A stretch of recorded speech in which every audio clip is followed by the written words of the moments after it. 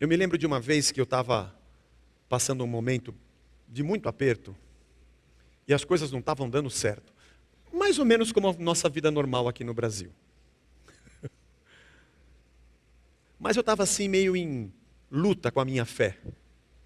E por acaso eu li um texto. Olha que besteira que eu fui fazer. Fui ler o Evangelho. E Jesus tinha mandado de 2 em 2, 70 discípulos, 35 duplas. Não eram só os 12, era um ambiente um pouco maior. Para irem de casa em casa anunciando o reino e levando o reino. E quando eles voltam dando pulo dessa altura, dizendo, teve gente curada, e você na casa que eu bati, aconteceu um fenômeno, e o povo, aleluia, e você, ali você nem sabe, o fogo acendeu, o bicho pegou, foi um monte de milagre, e Jesus ficou assim, é mesmo, é? E aí Jesus fala um negócio, que joga uma água fria na fervura. Jesus cortou o barato dos caras. E disse, não, fica feliz não. Não fiquem felizes porque vocês viram sinais. Fiquem felizes porque o nome de vocês está escrito nos céus. E eu estava naquela situação difícil, eu li esse texto, e eu falei, não Jesus, me desculpe. Você não sabe o que é conseguir um dia uma vitória e voltar contando o que você conseguiu. É bom demais, pô. Agora você vai cortar o nosso barato, dizer que isso não é legal? Que não é motivo de alegria? Que não é para a gente dar pulo porque a gente viu um sinal? Mas foi naquele dia que eu entendi que vai ter dia que eu vou sair e vou voltar sem nada. E vai ter dia que eu vou lutar e não vou conseguir ganhar. E vai ter dia que eu vou tentar e a minha tentativa vai ser vã. Mas mesmo nesses dias que eu não tiver peixe e não tiver pão, eu vou me lembrar que o meu nome está escrito nos céus. E o pão da vida é quem me mantém de pé, com ou sem vitórias e sinais. Porque a maior delas é que o rei se fez gente. E é que o rei ressuscitou, subiu aos céus e desceu um pão que habita em mim. E Ele me alimenta todo dia, seja no dia que eu choro ou no dia que eu festejo, porque aprendi tudo nessa vida, como diz Paulo em Filipenses 4. Já fui honrado e humilhado, já tive abundância e escassez, já ganhei muito e ganhei pouco. Dane-se, eu tudo posso naquele que me fortalece. Posso ter e posso não ter, porque o pão de verdade nunca me falta. João capítulo 6.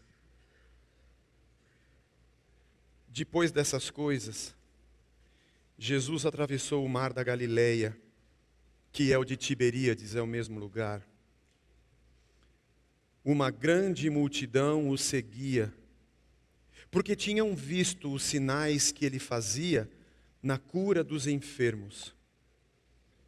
A multidão o seguia, porque tinham visto os sinais que ele fazia na cura dos enfermos. Então Jesus subiu ao monte e sentou-se ali com os seus discípulos. Ora, a Páscoa, a festa dos judeus, estava próxima. Devia ter muita gente mesmo chegando, né? Ou se reunindo para isso.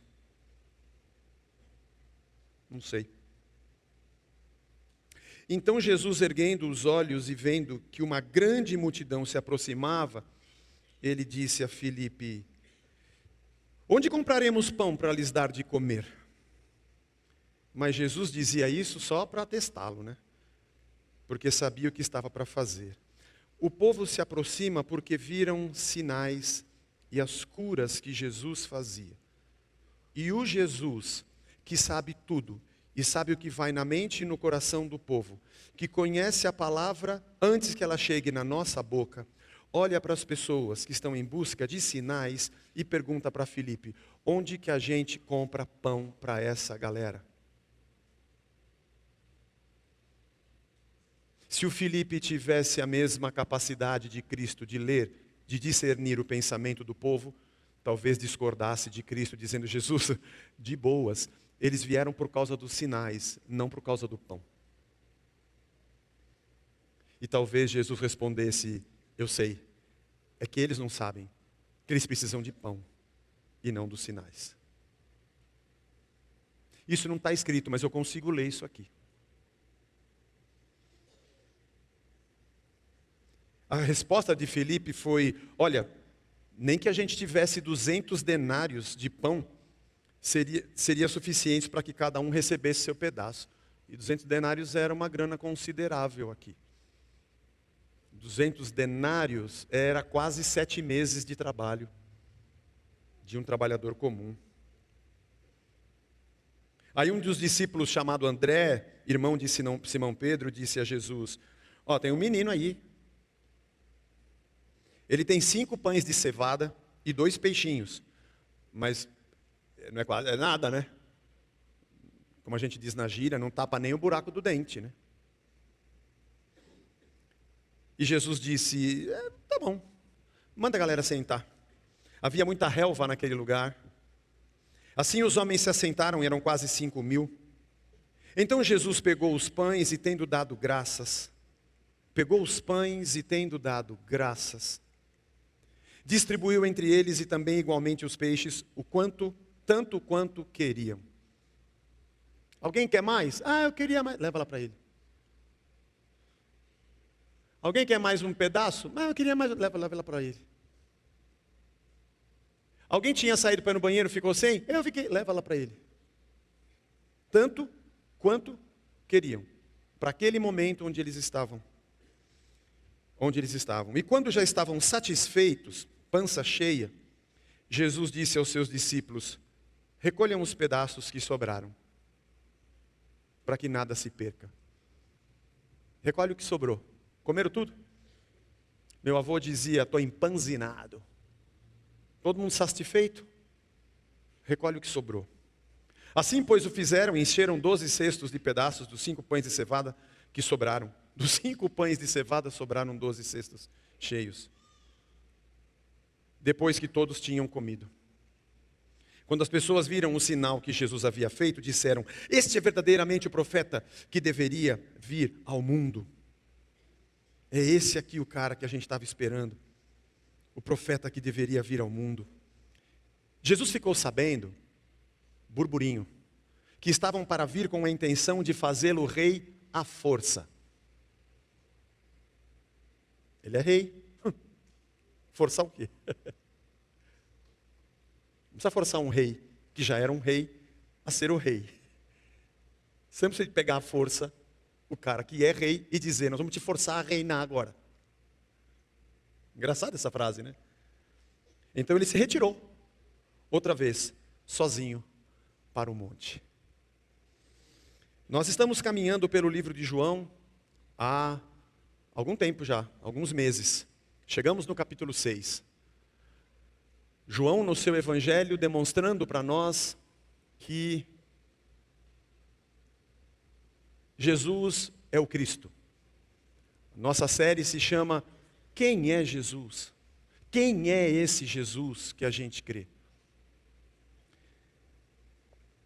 E ele atravessa o mar da Galileia e tem uma grande multidão. Ela é chamada também de Galileia dos Gentios, meio à semelhança do que aconteceu com Samaria, já expliquei aqui em outro domingo, mas havia muita miscigenação de pessoas, de gentios entre judeus, e a Galileia era chamada de Galileia dos Gentios pela grande parcela de estrangeiros que ali moravam. E também a Galileia era lugar de pescadores e de pequenos agricultores. Alguns bem-sucedidos, mas poucos. A Galileia era o lugar das pessoas mais pobres. Era o lugar da gente mais sofrida. Talvez por isso pensassem que não poderia vir alguma coisa boa daquela região. A verdade é que Jesus está na região onde ele cresceu, né? Em Nazaré. Com o relato dos outros evangelhos, sabemos que ele começa o seu ministério na Galileia. Percorre as sinagogas ensinando. Esse capítulo 6, um pouquinho mais adiante, Jesus vai dizer para esse povo que ele é o pão vivo que desceu dos céus. Nós vamos chegar nesse trecho domingo que vem ou no outro, vamos caminhar pelo capítulo 6, mas você já ouviu Jesus dizendo isso porque você já leu João e sabe que Jesus é o pão vivo que desceu do céu, ele é o pão que nos alimenta. Como será que deveria ser na cabeça de Jesus, que é o próprio Deus encarnado? No princípio era o verbo, ele se fez carne e habitou entre nós. Já passamos pelo capítulo 1. Aquele que é o pão enviado por Deus para alimentar o homem. Encontrar uma terra que foi criada por ele, com pessoas criadas por ele, que ganharam de presente a criação, onde deveria ter pão para todo mundo. Como deveria ser na cabeça do pão que cria o homem e cria o pão, encontrar gente, criatura de Deus, sem pão? Não sei se você já se perguntou isso lendo esse texto. Porque quando o verbo, que era Cristo, estava com Deus, porque era Deus desde o princípio, João capítulo 1, verso 1, estamos nessa jornada, estava lá desde o princípio, cria todas as coisas, porque sem ele nada do que foi feito se fez. Eu não estou falando de nenhum país, porque não havia. Eu não estou falando de nenhuma humanidade, porque ela estava começando. Eu não estou falando de nenhum partido político, porque também não existia Israel, não havia nem Moisés, não havia nem lei. Era nós e ele, o Adão, a Eva e Deus, dando a eles o plano de tudo que ele havia criado. Todo o cosmos, tudo.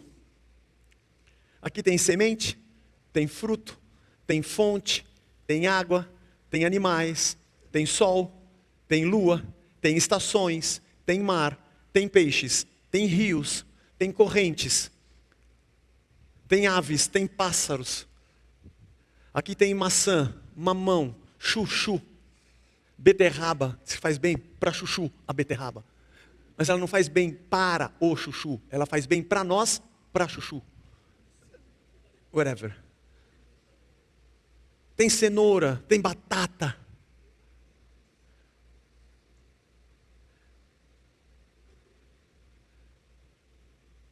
Tem tudo.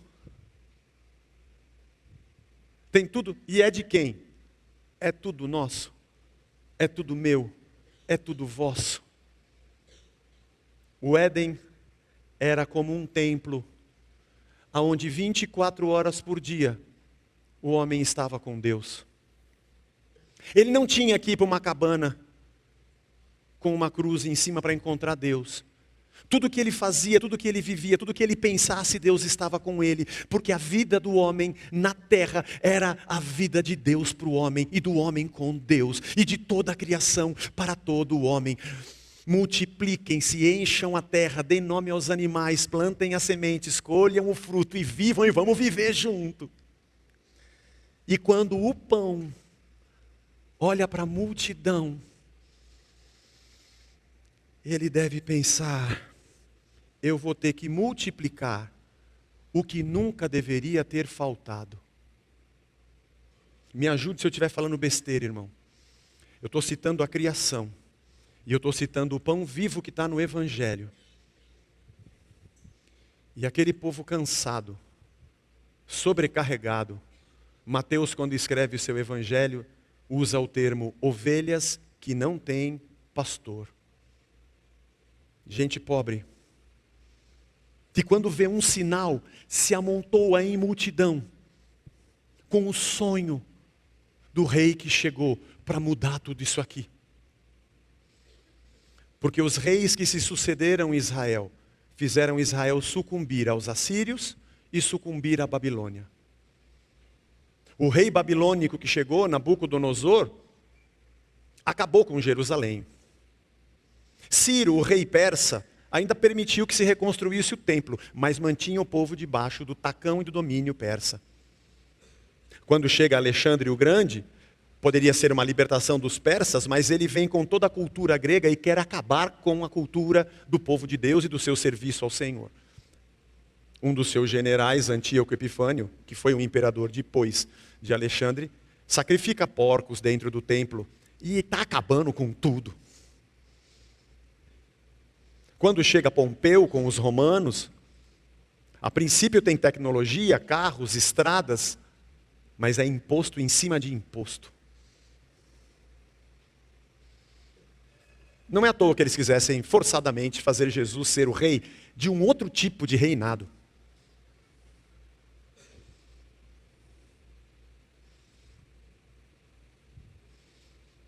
Tem tanta luta e disputa pelo comando do reino humano. E todos os lados que disputam o fazem em nome de um Deus. E todos que tomam as suas decisões e cometem suas mazelas na injustiça, na usura, na perversão do direito e na corrupção, fazem em nome de um rei. E a multidão sonha. Talvez eles quisessem à força fazer Jesus ser um rei, do tipo de rei que eles acreditassem que pudesse dar jeito na vida deles. Que eles fizessem com aquela multidão 5.000 homens. Pode ser que essa multidão fosse muito maior do que isso, pelo fato de que eles batiam o olho para tentar entender quantos homens, sem mulheres e crianças, estivessem reunidos. Há quem diga 10.000 pessoas, há quem diga 15.000 pessoas, mas o que seja. Que aquela multidão colocasse Jesus nos ombros e fossem em marcha até Roma. Metendo o pé na porta do Senado romano. Arrancando César pelos colarinhos. E botando o Jesus lá.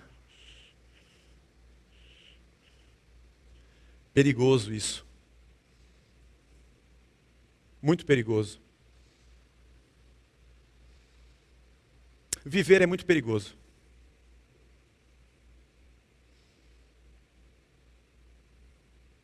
Quando a gente coloca alguém no trono, nós queremos dizer para ele que tipo de reinado a gente quer. Porque afinal de contas foi nós que o colocamos. Com o medo de que ele use a força do reino para nos oprimir, para ser o rei que ele quer ser acima de nós. Sempre há uma disputa de poder.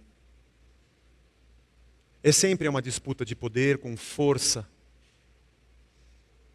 A vida humana na terra é a vida da sobrevivência. Quem tem o porrete maior, com certeza vai viver melhor de quem tem só uma faquinha. Do bolo Puma.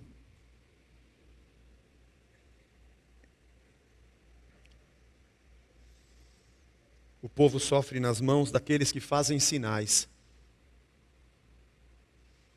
Geralmente quem tem o poder de fazer o sinal, cobra o pedágio. Geralmente quem se sente no poder, ou tem qualquer tipo de prerrogativa, de produzir qualquer tipo de sinal, quando vê uma multidão que vem atrás de sinais, ele diz, acertei na loteria. E geralmente, o acesso do povo ao sinal, faz o povo perder o pão. Porque para adentrar pelas portas do reino dos sinais, eu vou tirar o pão que está na tua mão.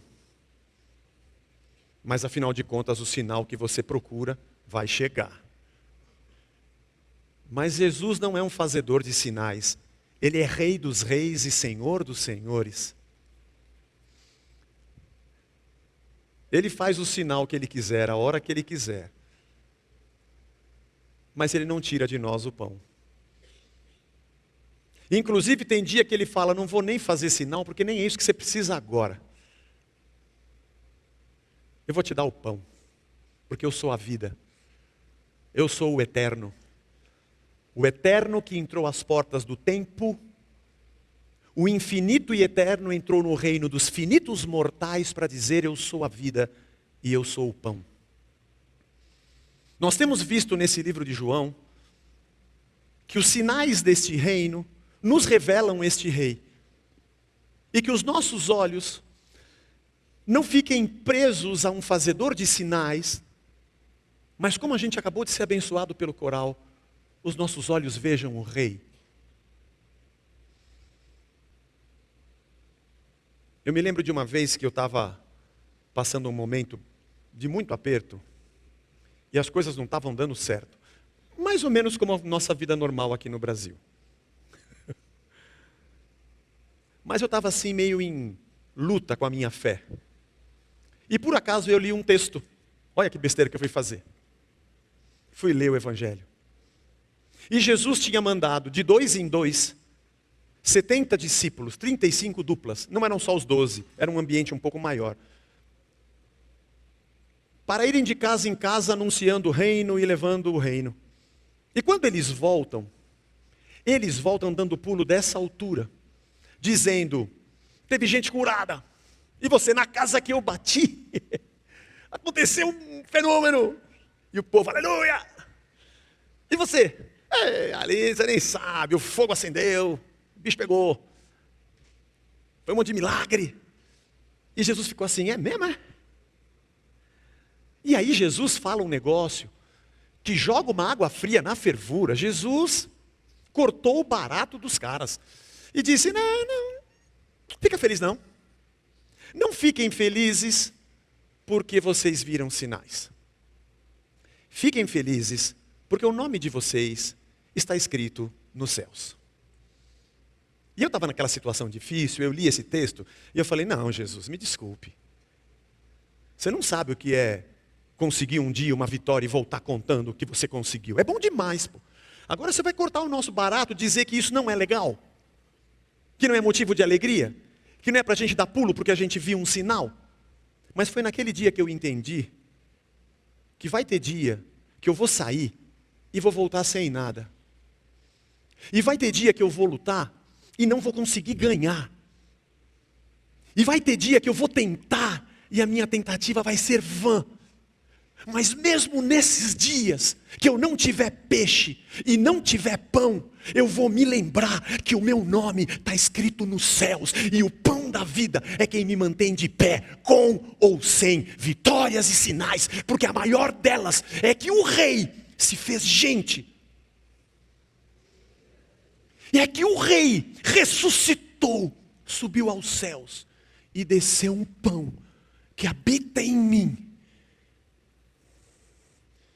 E Ele me alimenta todo dia, seja no dia que eu choro ou no dia que eu festejo.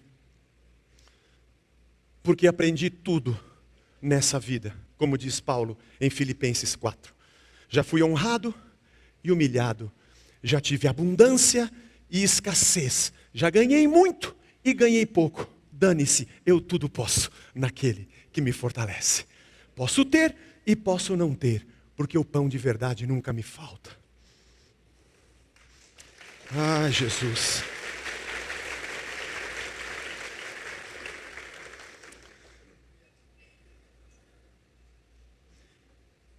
O povo sofre na mão dos reis. O povo sofre na mão dos fazedores de sinais.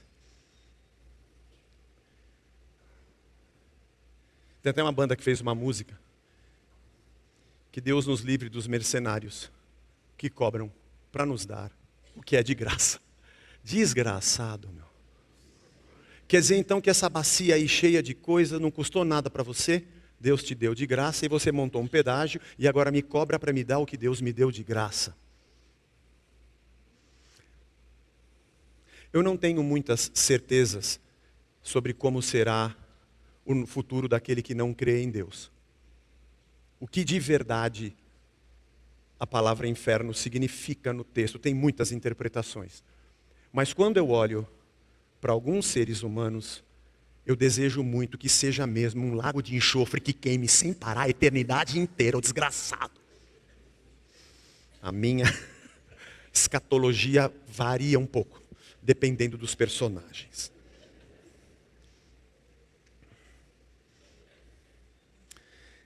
Jesus olha para aquele povo, o pão olha para o povo do pão, criado pelo pão, que não tem pão. Ele vê o resultado da autonomia humana. Qual o resultado do ser humano que colhe do fruto e diz, eu decido o que é o bem e o mal? Na autonomia de Deus, sendo um ser humano autônomo que faz a sua própria lei e a sua própria regra na terra, porque isso é pecado. Jesus se encontra com o resultado da autonomia, onde alguns homens são reis de um reino finito e humano. O resultado da autonomia estava diante daquele povo. Estava na barriga vazia deles.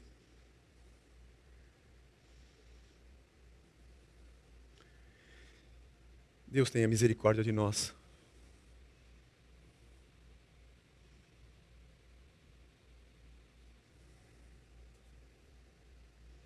Jesus deu graças. Disse para Filipe, tem pão aí? Tem dinheiro? Tem dinheiro na sacola? Como é que está a nossa conta da associação dos discípulos? Como é que está? Eles recebiam ofertas. Em outros textos a gente percebe isso. Como é que está o nosso caixa hoje aí? Como é que está o caixa da igreja hoje, nessa semana?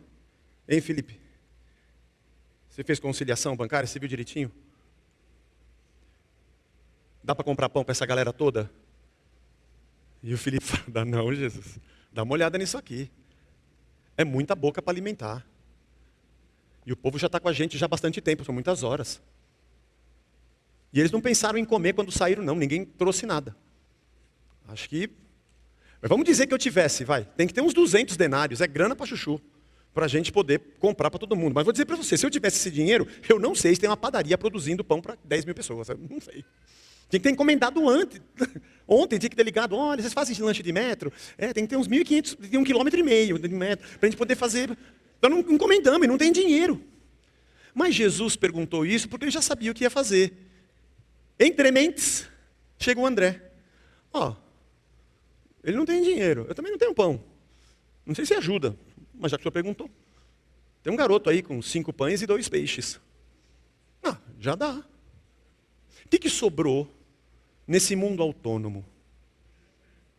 Sobrou um menino com 5 pães e 2 peixes. Para mim já dá, manda a galera sentar. E o texto diz que ele pega os pães e os peixes e ele dá graças. Gente, eu fiquei pensando, como é que será que foi a oração de Jesus? Deu graças, ele agradeceu. Foi a oração tipo, Senhor, obrigado por esse menino. Olha se a gente não tem um menino. Que azar o nosso. Porque eu sei que você já ouviu esse texto dizendo que você tem que entregar o seu dinheiro e que os 5 pães e os 2 peixes é o que você tem na carteira. Quem nunca? Irmão, tudo vira dinheiro nessa vida. Tem gente que lê com o óculos do tio Patinhas a Bíblia. Mas o texto diz que Jesus deu graças. E, gente, o pão não precisa de pão para fazer pão. O menino é só um detalhe na alegoria do sinal.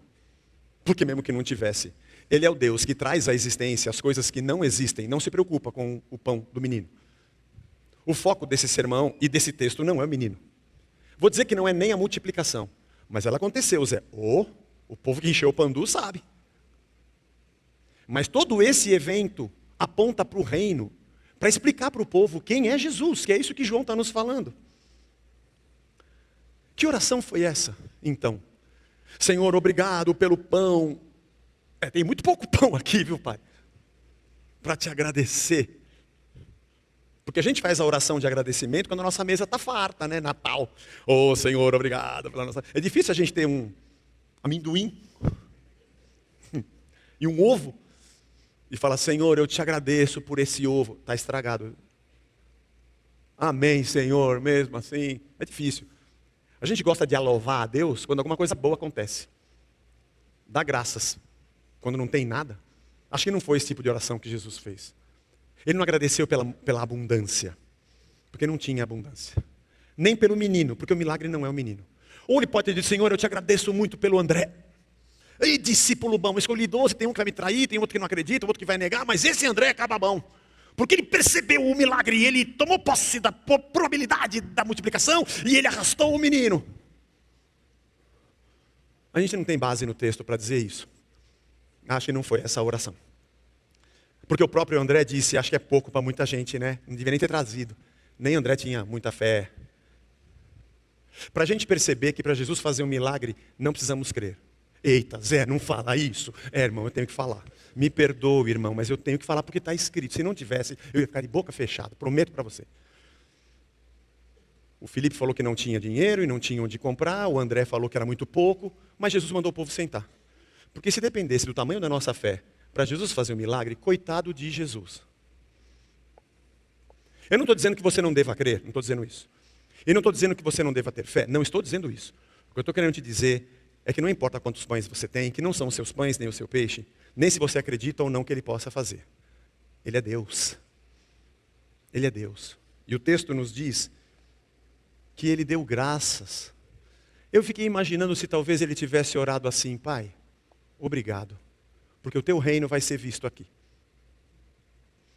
No meio desse caos, a Tua graça vai aparecer aqui. Eu te agradeço, porque a Tua glória vai resplandecer aqui. Esse texto me faz lembrar do deserto, lembra? O povo que atravessou 40 anos no deserto porque tinham desconfiado de Deus. E Deus disse, e eles não tinham o que comer, não tinha água, não tinha carne, não tinha pão. E Deus falou, eu vou derramar o maná do céu todo dia, durante 40 anos, todo dia. Eles acordavam de manhã e tinham maná para eles pegarem.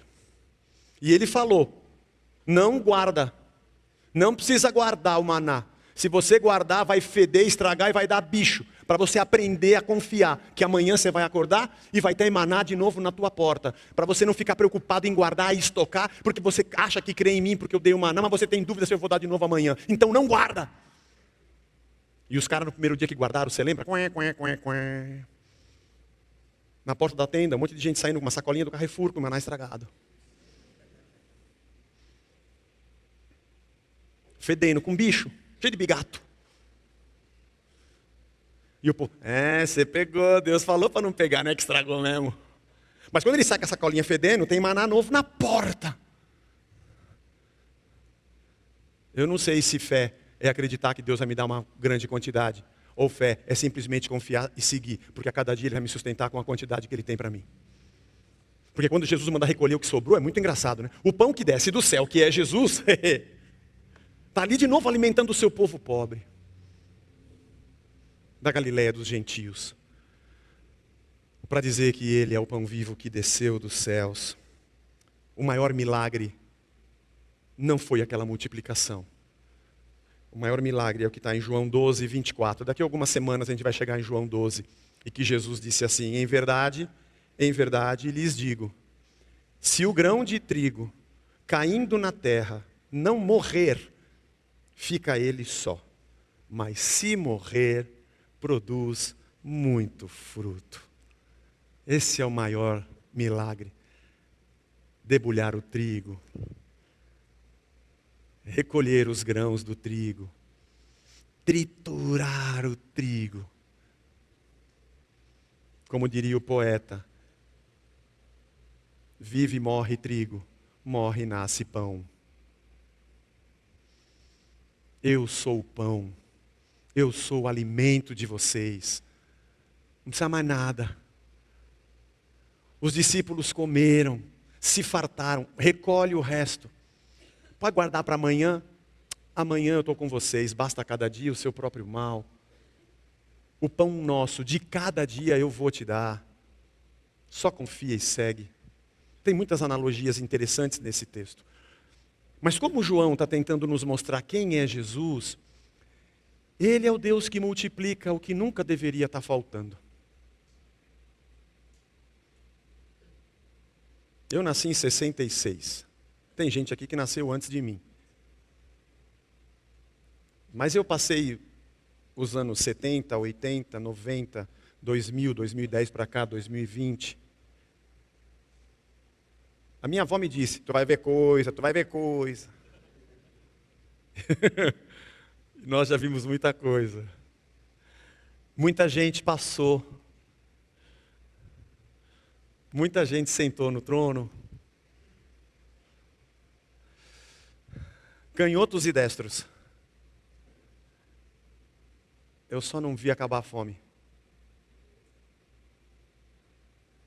A fome é uma das coisas mais terríveis que pode acontecer com a vida humana. Sabe o que significa Belém? Bethlehem? A casa do pão. O pão nasceu em Belém. O pão é quem cria o cosmos e diz para nós que todo o pão é nosso. Mas a nossa autonomia dele faz a gente recolher bastante pão para nós, enquanto outros não têm.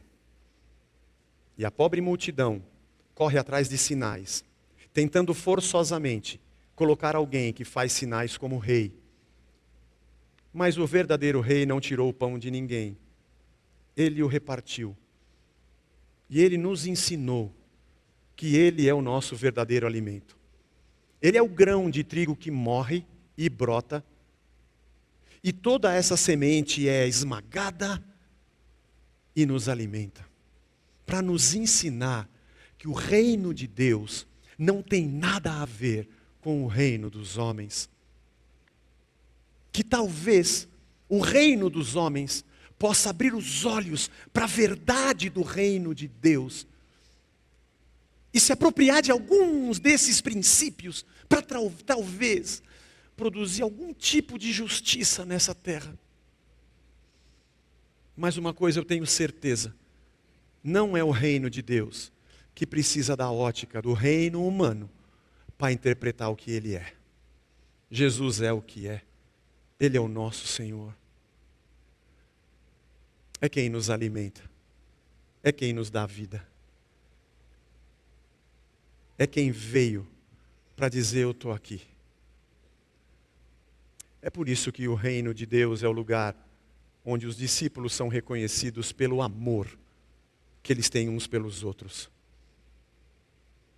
É por isso que na oração do Pai Nosso, Jesus diz, entra no teu quarto, sozinho, porque o Deus que te vê sozinho vai te ouvir. E você vai orar assim, Pai Nosso.